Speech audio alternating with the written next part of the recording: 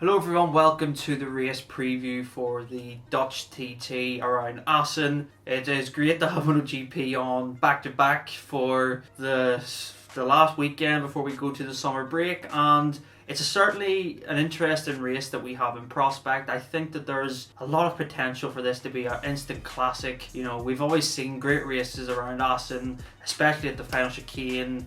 I think of 2015, I think of 2006, I think of 2018 with that chaotic race of so many overtakes.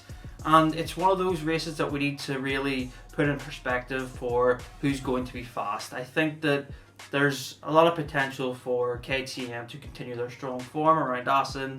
I also think there's great potential for Fabio Quartararo to extend his championship lead. Looking at the others, Ducati will be strong, as we know, with Zarco, Miller, Bagnaia. And then we look at the unknown for Honda and the other Yamahas. I think Marc Marquez is playing his expectations down. As we know, he says that we're going to go back into our normal situation for this weekend, which could be struggling to get into Q2.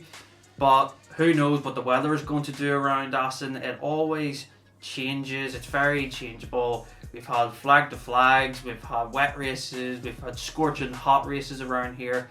It is a track that will throw up a lot of surprises, but we look at Fabio Quartararo, the championship leader, and he has the best form, no doubt, across all the riders this year. The other Yamaha riders are struggling, but Fabio isn't, and I think that he will continue his fantastic sort of consistent pace as he does throughout practice. And I think that there will also be the potential for a Quartararo-Oliveira showdown that we might see later in the season, but this track and its nature could lead to that being this weekend. I think that Johan Zarco and Ducati, if they get it right, it will very much suit them, because Zarco is so perfect in his riding style and how he controls a race. He doesn't really like the Sachsenring, and that's why we didn't see the full potential of him, even though he got pole position.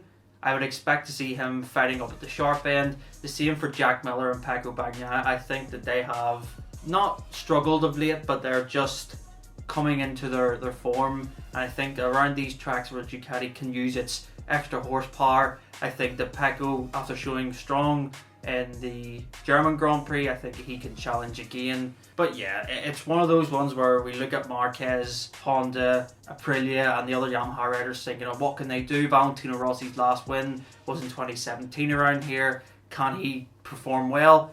It's something to be unknown, and Morbidelli is also out of the race due to a knee injury suffered in training, so they're very much on the back foot, Yamaha. But if you were to give me a prediction for this race, I think that KTM will be on the podium, Yamaha will be on the podium, and I think another KTM. I think Brad Binder will be very strong this weekend, so it's just for us to wait and see.